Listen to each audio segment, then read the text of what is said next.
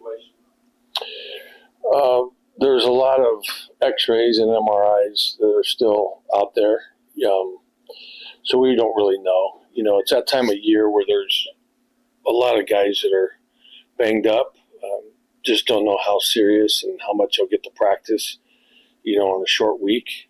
But so it's that time of the year, and we've been in some tough games, and so we're waiting on some information from different guys, so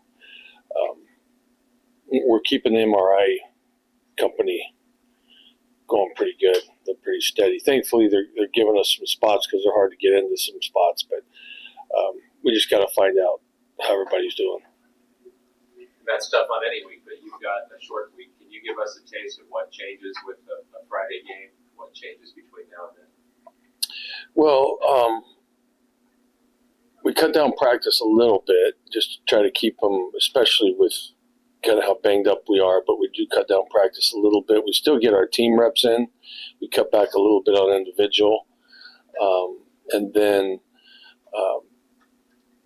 typically you have 3 days of preparation, Tuesday, Wednesday, Thursday have full-on practices. So we'll have a modified practice on Thursday. It takes a little bit of time out of that. But our guys you still have to recover, right? So you can't say, okay, now we're going to practice on Monday, because they still have to recover from the game. And that's what Sunday and Monday is about, is a lot of recovery time. So we'll cut practice down a little bit on Tuesday and Wednesday, have a modified practice on Thursday, that will still get a lot of the mental work, but try to save their legs a little bit because we're playing on Friday. And Utah State, top 15 in the country in scoring. When you watch that offense on film, what jumps out at you? A lot of speed. They do an excellent job of. They spread the field. They're a little unique in that they really spread the field, and they make you cover a lot of ground. But they have a lot of athletes. They have a lot of speed. They have 3 backs that I think are all excellent backs. And then very fast receivers, and the quarterback does a nice job. So either quarterback does a really nice job. So they can spread you out, and they can light it up.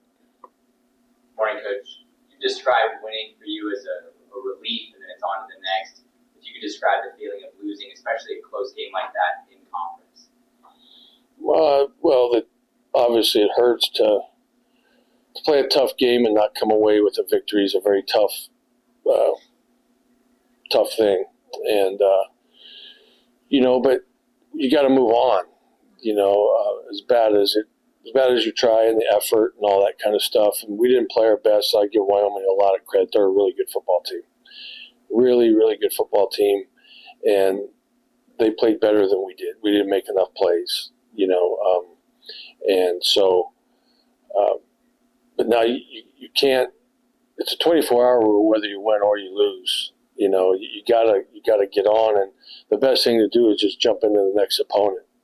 So you spend time looking at the things where we can improve. Again, win or lose, same situation, and then you get on to the next one. And so, short week, going to another hostile environment and against a really good football team, explosive football team. So, you got to move on. As much as I don't ever really sleep on Saturday night after the game at all, whether we win or we lose, because so many things just go through your head, all night. And but I find, I could commiserate over it hour after hour after hour, but you got to see what you need to do better, and then you have to move on to the next one. Coach, you said you're still waiting on results of some of the injured guys, but obviously you want to know what Monty's status is. Do you anticipate having him for Friday? What is the specific injury? I don't know. He has an ankle injury. I don't know the extent of it right now. He had an x-ray yesterday, an MRI. He's having another x-ray today. He wanted to go back in the game that night, So we'll see. We'll see how it goes. It's an ankle injury. That's all I can tell you until we know the extent of it. If you don't have Mikey, obviously Logan will be elevated to QB1. Who becomes QB2, and how do you handle that situation? Jaden Mandel is number 2. Yeah, and he's been traveling. He's been with the offense. He's in the offensive meetings. He's been the third guy for pretty much all of camp because Josh Wood obviously had surgery on his shoulder. So Mandel's been number 3, and now he's number 2. You've had another onside kick recovered, and those are supposed to be difficult, but now 2 years in a row in key situations, you guys have successfully recovered the onside kick. Is that execution? Is it preparation? Is it both? Well, that was both. Coach Baxter had done a nice job of recognizing something and said if we need an extra possession here, we could possibly do this. But it takes execution was key on that. That the kicker Dylan did a phenomenal job of placing that ball where he did. But before Mikey got sacked on third down, we were going to go for it. But then when he got sacked and we were back further, we went ahead and took the field goal, knowing that we were going to do what we call the pop-up the next play. And then thankfully, we executed it well and got the ball. You referred to staying up late and going over the game. What were some of your conclusions about where the team specifically needed to do that? Pretty much everywhere. I mean, that's always the case. One of the things is the penalty situation. We cannot give up. We can't give up 6 first downs by penalty. And so that really bothered me because we talk a lot about discipline, and sometimes in a game, things happen. They just happen, right? But other times they're controllable, and those things we have to cut out. And then it was a situation where we weren't really like ourselves. The first 2 third downs in the first quarter, we dropped the ball, and that typically doesn't happen. And again, we had the ball for 2 minutes and something in the first quarter, but we didn't convert on 2 third downs. That we should have. But again, give those guys a ton of credit. That's the best Wyoming football team that we've played against. All the way around. Offensively, really good back. Quarterback played excellent. Good line, great defense. So you have to be at the top of your game to do that. It's everything. Everything goes through your head. 2-point play, should we have called a different play? Just everything goes through your head. Clock management, how did that work? And, so on and so forth. I felt like we managed the clock fine, going down the stretch of when do we call our timeouts and so on and so forth. All those little things, just, you mull it all over. Like I said, win or lose. It's always that way. Every Saturday night it's that way, of what could we have done differently? What did we do well? What do we need to work on? Most of the time, Saturday night's not about what we did well. Most of the time, for me, it's about, what could we do differently or better. Both teams this week are on a short week, but you had to come home from Wyoming late, and you're going there. They were home 2 weeks in a row. How much does that logistically impact the team? Well, logistics really, I don't know what time I got to bed on Saturday night. 3 o'clock in the morning, maybe we got home, but it's hard to wind down but I think it's fine. It's really just a short week, and the travel, but as far as the hours are concerned in preparation, it's not really any different than any short week, whether you're home or away. But they were able to utilize probably a little bit more of Sunday than we were, just because we get home so late. But a short week's a short week, and that's just the way it goes. and this was the first time Fresno State seeing a Blake Anderson led Utah State team. What stands out to you about him and how he's running that program? Well, he's an awesome guy, number one, great person, very well coached team, very disciplined team. So I have a lot of respect for him and what they do. And like I said, they're very, very explosive. And, it'll be a battle. Colorado State went up early on them, and then they came flying back. They could score a lot of points in a hurry. Coach, if it does end up being Logan who gets the start on Saturday, how much more prepared do you think he is, this year for that role in a mid-season like this than maybe last year? Yeah, well, I would say a lot more prepared, because he's been through it before. What did he play for us last year? 4 games, maybe, I think. I think he went 2-2 for us last year as the quarterback. So he's been in the arena. He's done it. He's had one more year in our offense, so I think he's poised and he's composed and understands, what we're trying to get done. And I think that was evident when he came in the other night. He really didn't panic. It was unfortunate the ball got batted up in the air. That's something you really can't control, right? I mean, that was unfortunate. But the touchdown pass in the corner, scrambling out, throwing a shot like that was great. But I think mentally he's much more prepared than he was last year just because he had the opportunity to do it.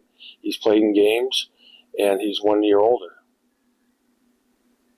And I'm just curious defensively, it looked like there was some confusion in the first half on some coverages. Just wondering how much you might have missed Cam Lockridge in a game like that in that kind of setting. And did you share anything about his possible availability this week? Cam will be out for the year. He's going to have a surgery, so he's out for the season. But yeah, there was a couple times of miscommunication. I don't know if it would have been any different if he were in there. But we finally settled down in the second half and played a lot better in the second half defensively. But again, give them a lot of credit. They threw the ball on time in some really short holes and bang bang type plays. And you have to give them credit for doing what they did. For executing like they did. They did a nice job. Coach, just to clarify what you said earlier, if Mikey King can't play, Jaden Adams will start on Saturday or on Friday. Is that right? You said Jaden Adams QB2. Does that mean he's back in Logan 5 or he will be starting quarterback? Well, that means he backs up Logan 5. Okay, just wanted to clarify. With Logan 5, though, what did you think of his fourth quarter, and what was the thought process that you saw him have on the interception? The ball, when he got intercepted, the ball got batted up in the air. Is that what you're talking about? Is that what you're talking about? Yeah. That's unfortunate. I mean, the guy's not rushing. He's not getting to you. He's throwing to the open receiver, and the guy just happens to get his hand up and bat the ball up in the air, and it just happens to fall in his lap. I mean, there's nothing as far as the read or anything like that. The guy was rushing. He wasn't a dropper in the coverage that he misread the coverage. It was just, it was a good play by that guy. He wasn't getting there and saying some good defensive linemen when they know they're not going to get to the passer. What they do is they put their hands up to try to get to the ball, and they happen to do that. But the guy was not dropping into coverage, and Logan misread the coverage or anything like that. He was going to an open receiver who was wide open. It would have been a completion, but that guy made a good play. There wasn't any thought process behind that. Logan made the right read. It happens in football sometimes. There's just things in football that happen, and you have to give that guy credit. When you get defensive linemen that are rushing hard to the quarterback, they're busy rushing. He was rushing, but he wasn't getting there, so he stopped and put his hands up. And so it wasn't like a defense. Sometimes you get defensive linemen who drop into coverage and they're part of coverage. He was not that. He was not dropping into coverage. He was rushing, just got his hand up on the ball. You see it happen all the time. It's unfortunate, but it wasn't anything that Logan did wrong. Thank you for clarifying that. And I also wanted to clarify the guy he was trying to throw to, which was Eric Brooks. He's been on the field not as much as he was the first 3 weeks. What is the injury that's keeping him off the field, and how much is that impacting this offense? Well, he's had an ankle injury, and so we try to limit his reps during the week because you need to make sure that he can hopefully get better. And so when people don't practice during the week, sometimes it's hard to perform in the game. And even though Eric does a fine job, I think he is getting better. I would anticipate he's even going to be better this week. But he's been fighting an ankle injury, so he didn't practice much last week. But I would anticipate he's a little bit better this week. And what specifically is Cam Lockridge's issue that is now counts this season for? He has a torn pec muscle, and I'm not a doctor, but I guess there's 3 insertions to the pec muscle, and the one that goes up to his collarbone is torn, and so he needs to get that repaired. You said he wanted to come back. Could he have come back, or was that ankle injury? Well, I think you could brace it and possibly come back, but I don't think he was really. You have to tackle people. It's not just covering people. You have to tackle people, and I'm not sure that he would have been comfortable doing that, and so opted to get it fixed and hopefully have a great full recovery. Are you talking about Lockridge? I'm talking about Mikey. This is Mikey's ankle issue. I thought we were talking about Lockridge. Oh, I asked about Mikey. His ankle injury was something he could have come back from on Saturday. Oh, I'm sorry. I misunderstood. He wanted to. Right. Yeah, he wanted to, but that's just a competitor. He was limping, but he wanted to go back in the game. And but you have to be able to protect yourself. And Logan's doing just fine. He was doing just fine. So we have a lot of confidence in Logan. But you can't put somebody in there and put them at risk who can't move and protect themselves. No matter what you have to protect them from themselves sometimes. Thank you. Thank you. The action pass for Wyoming was pretty effective for them in that first half. What did you notice on the play action pass, and how do you fix that going down? They're a good running football team. So most good running football teams, when they do play action pass, they can be effective. And we knew that going in. They did have some success with the play action pass. They ran a number of short bootleg, quick throws into the flat, things of that nature. They did hit the tight end on that one corner route there on the second drive, I think it was, which was probably the biggest one of the game. And, it's just a matter of recognition, trying to, it puts the underneath coverage guys in a bind some when teams effectively show run, block run, and then come off the line and throw the football down the field. But it really wasn't, there was just that one play that they ran with the backup quarterback who had come in the game as a runner. I should have known something was up because not only, he came in, he had done that in a number of games where he came in, he ran for a first down, but they kept him in. And I should have, if I had get a call back there, I would not have put us in that situation because I called another serious run defense where we were anticipating run, and he threw it. And he was a capable thrower, but that was something that they hadn't done. But I kind of should have smelled a rat there, and I didn't. When it came to getting pressure from the defensive line, what was the struggle point there? Well, it's down in distance, really. The majority of their throws and completions were on first and second down, where you're not in a pass rush mode. You're defending the run and then having to transition into a pass rush type thing. So it's usually hard to get pressure on a quarterback off of play action passes because you don't start with the mindset that you're rushing the quarterback.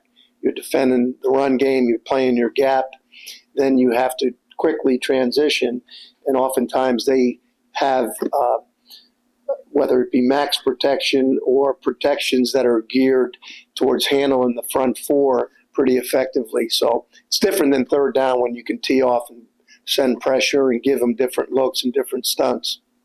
And the last thing is about, just in general, what do you think the defense has to clean up ahead of Friday? Well, I think the game overall, the first half, it was uncharacteristic of what we are, what we believe in, what our standards are here. And I can't just say it was one thing or the other, but we didn't. We had some mental errors. We had some alignment issues, which we normally have not had. We did have some communication issues as well.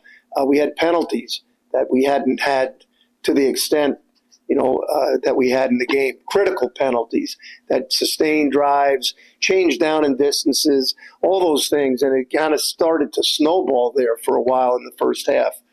And we can handle those things and get those corrected pretty quickly.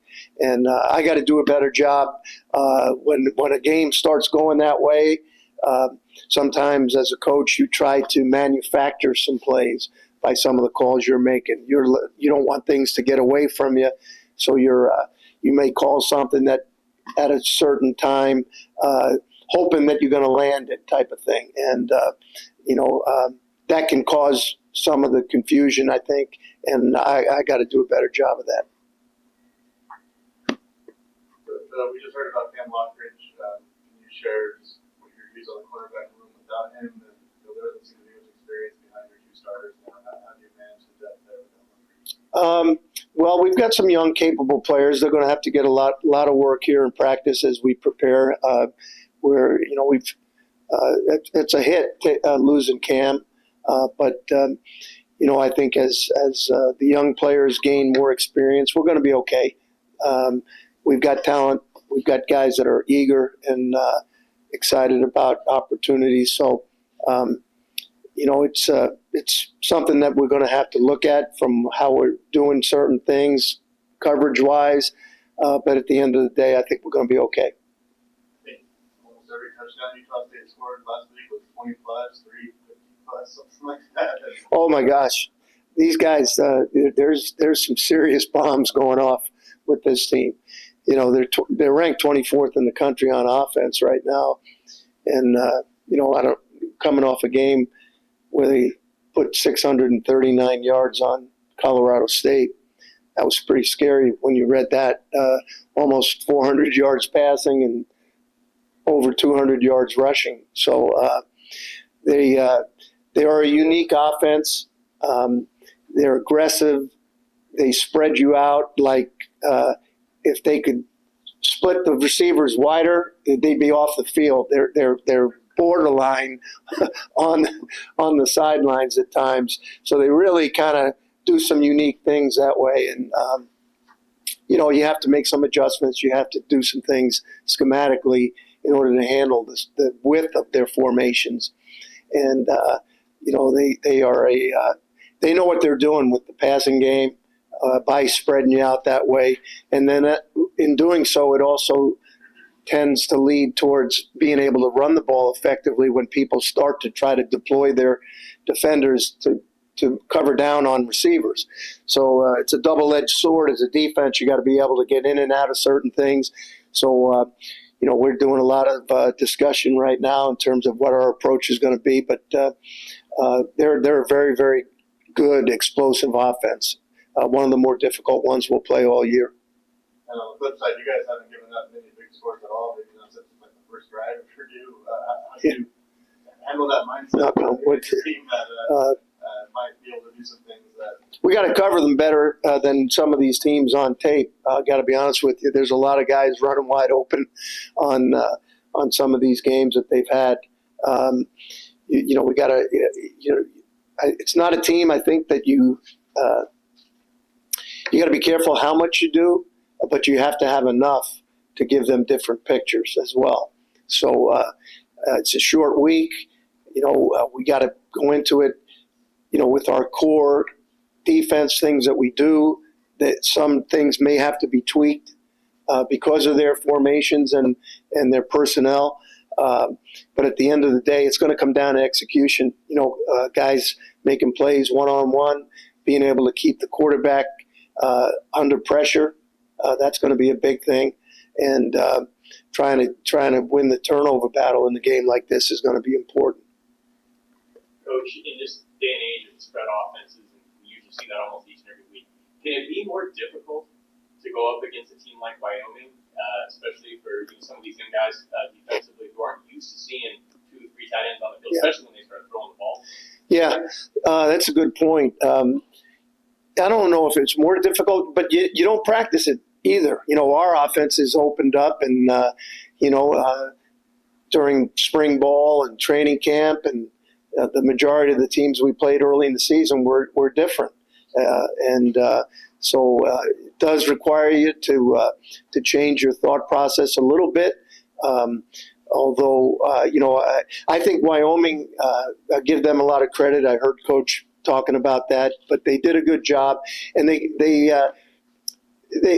a good job of keeping us off balance with their multiple groupings. They went from 11 to 12 to 21 to 13. We talked about that a little last week, but they did a nice job of shuffling those guys in and out.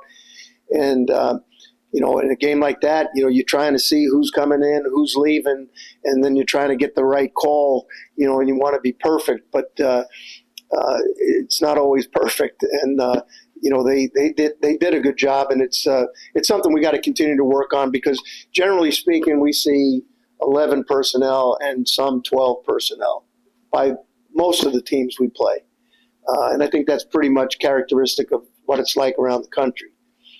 But they're a little different that way, and I think it does pose some different issues.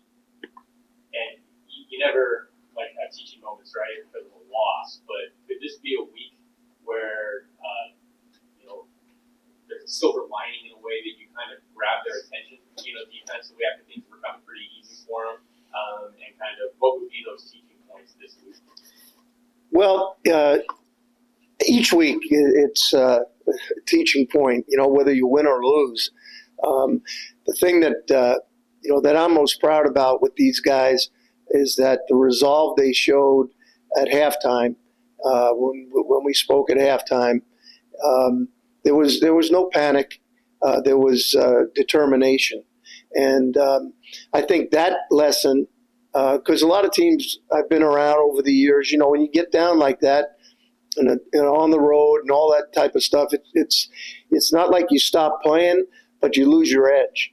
We did not lose our edge. We kept the edge. Actually, we sharpened the edge at halftime and came out and played better. So I think we learned that in yesterday's meetings. We talked about that.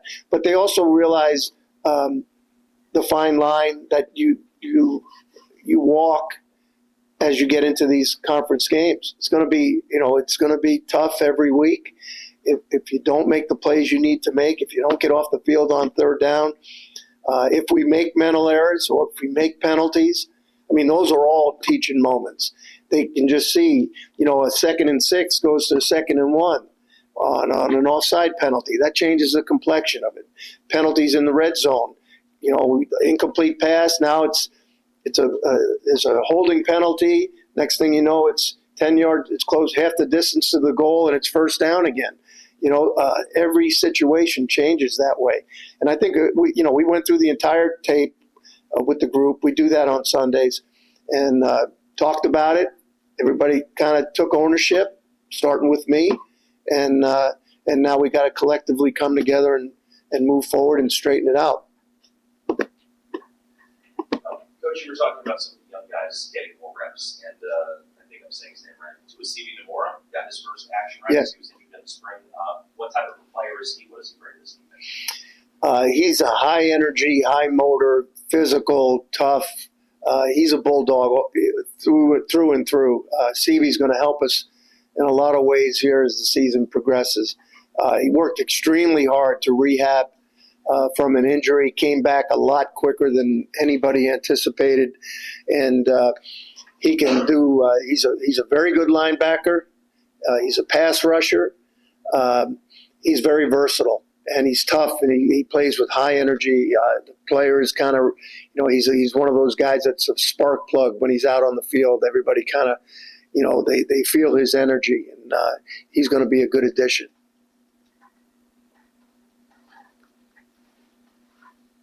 Coach, how about the quarterback position for Utah State? Lagal was back in this last week and had a big game, but we've seen Hillstead light some defenses up too.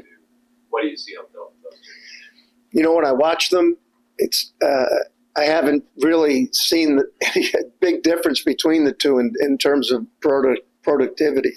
They're both making the throws. They're extremely accurate on the deep balls, particularly on throws down, vertical throws down the field. And they couple those with a lot of quick throws because they're spread out, and an excellent screen game. I couldn't tell you who's in what game right now. I'm studying the big picture of scheme, and now we'll get back into really identifying the differences in the quarterbacks, although I don't think they're really significant. They both are making throws. They both have ability to run. They do have some quarterback runs in their offense, so they got a good tandem right there, and either one is capable as you watch them. That's what I was going to ask you about. Their mobility, the running threat, but also escaping the pocket. And Jason Jacks this last game, I know he could only play the second half, but he seems like he's really improved, and he was helpful in keeping contained on the Right. outside. What are you seeing from Jason? He's been a great addition. I'm really proud of him because coming into the season, he's still young, kind of developing. Over the last month, we've seen a real maturation of Jason. He's playing more physical. He's a smart guy, so he understands the defense. And Jethro, explains how the thing comes together and how it fits. He's one of those guys that really gets it, and you're starting to see that transfer into his play. He's a big guy. He's going to get bigger and stronger, but he is a good, effective player on the edge, and he'll be in the rotation here as we move forward. But we're real pleased with him. He's been a bright spot, and he's getting better every week. Gets better in practice every day. Thanks, Coach. Great. That became contagious for the team. What did you see from Agent Zero on Saturday?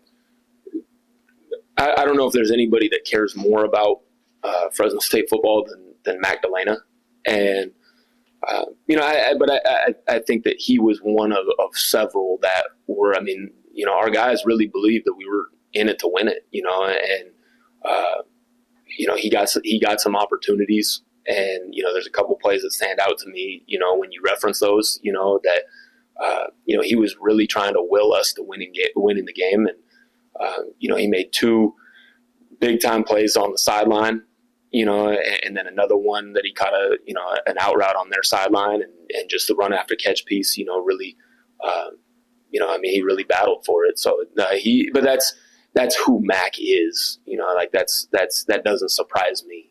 With him, it just happened to be him in the moment. Coach, I know you're all kind of waiting right now to find out the status of Mikey Keene's ankle. If he can't go and it's Logan 5, does your game plan change? How's the offense look? The cool part about Logan is that he's got really good command of what we do.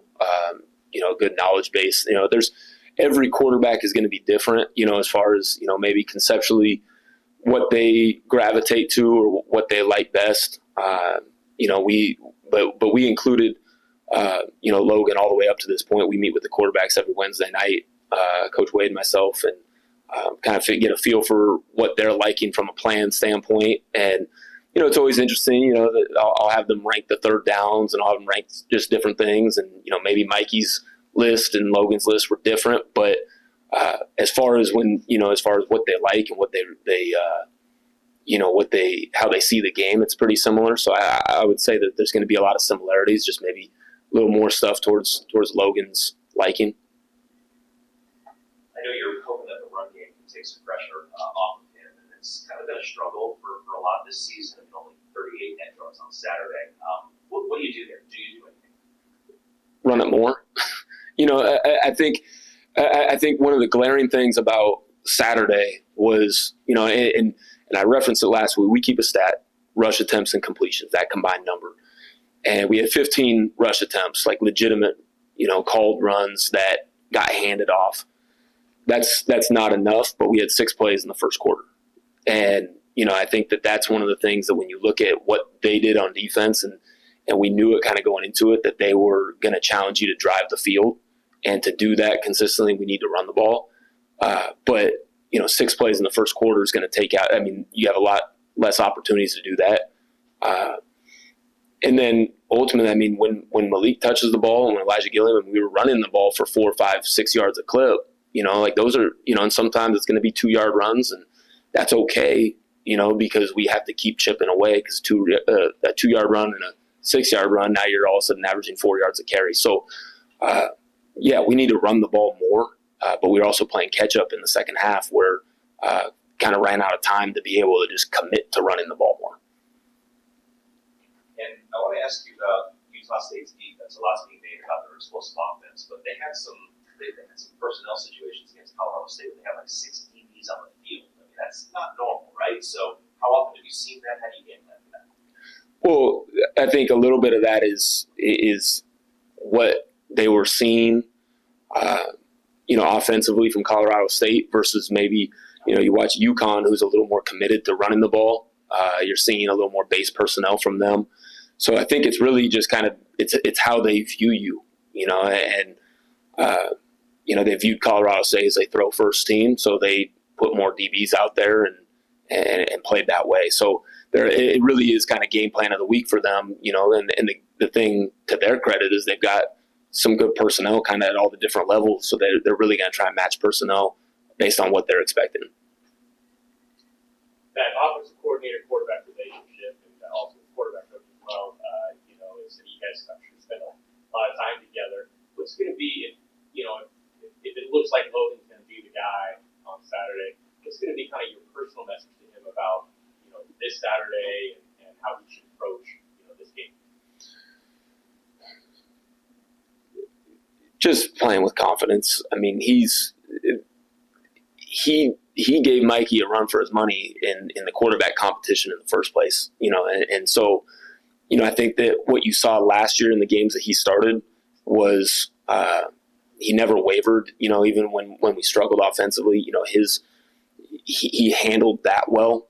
And then he really started kind of turning it on and started figuring things out. And then Jake came back. So he's been in this moment before. And so now it's just a matter of just playing with confidence, because I think he's worked and earned the right to be confident, and Coach Wade does a really good job with the quarterbacks. And, I think that just the combination of, the relationship driven piece with Matt, and Logan, but also myself and Logan. And, I've been around him for over a year now. And, so I think he's earned the right to play with some confidence, and now it's just a matter of going and doing it again. And we heard Coach Tepper talk about Saturday nights being difficult, after a win or a loss, probably even more difficult. Do you sleep at all on a Saturday after a win, or especially, after a loss? No, I don't sleep well. There's calls I want back from Saturday. I've got a handful that, just come to the front of my mind. But that's even, after Kent State, there was still calls. I'm like, man, I wish I would have called this instead, and so that's always going to happen. It's just for different reasons, and in this one, there's a handful of calls that, maybe I would, if I could do it over again, I would hopefully do it differently. But it's never gonna be good enough ever, and especially when you lose. Saturday night wasn't good enough. I needed to be better, and so it's never gonna be good enough though. So aside from the personnel you alluded to, what's your overall evaluation of Utah State's defense? What they do? They play really, really hard, especially their defensive line. They come off the ball. They're relentless. The ball gets thrown to the opposite sideline. They got guys running to it. They're good enough on the back end to play a bunch of man coverage, and so anytime that a team's feels good enough to just line up and play man, that's that's the toughest thing to beat, you know, just because, you know, they're kind of loaded up against the run, and as soon as you start blocking, more guys start defending the run, and so you know, they're good enough on the back end to do that, and then they've got a couple of linebackers that are really athletic and physical. So it's similar to last week in the sense that they're good at all three levels and they play really hard. Utah State seemingly only played shootout games. Do you feel like the second half of Wyoming, the urgency you guys had to play with, could translate if you get into one of those on Friday? Yeah, I mean, I think if you look at us over the course of the season, I mean, we have the ability to go, you know, go toe to toe with anybody, in my opinion. You know, we've moved the ball effectively at times against every single team that we played against, you know, and so I think you look back at Purdue, I think you look at Arizona State, you know, I mean, there's games where we've gone up and down the field on people, and, you know, we got to finish better in the red zone, yes, you know, but like that's every week we got to finish better in the red zone right now. Like that's a point of emphasis for us. So, you know, if it turns out to be that way, it turns out to be that way. What's your favorite thing about Logan Fine from what you've seen from him as a coach here at Penn State? His demeanor. He's the same guy all the time, you know, and even when he makes a mistake, he's the same guy as when he makes a play, you know, and so I just think that you know, ability to kind of stay even keeled is pretty cool. Did that help him come in and make the plays that he made in that fourth quarter? Yeah, he wasn't fazed by the moment at all, you know, and you know, I look back. I mean, when he stepped in against USC last year when Jake got hurt, I think he went 11-12. You know, so he prepares well every week. And what freedom does a quarterback have at the line of scrimmage in this offense? Whether it's like they see a loaded box and they want to opt to a pass or vice versa. Yeah, I mean, not a ton. You know, I mean, you know, but at the same time, you know, you saw it the other night. You know, they showed a specific cover zero look, and we checked the play at the line and changed it, and should have had a first down. I mean, we ended up getting it on 4th and 1. We went for it and got it, but you know, I think that we actually got the third down as well. You know, Logan also changed one at the line of scrimmage during that last drive at the very end as well. So, you know, they have some flexibility, but it's not like they're sitting there going, "Hey, I see this and I'm going to go kill the entire play." You know, it's really more so to get us out of bad situations.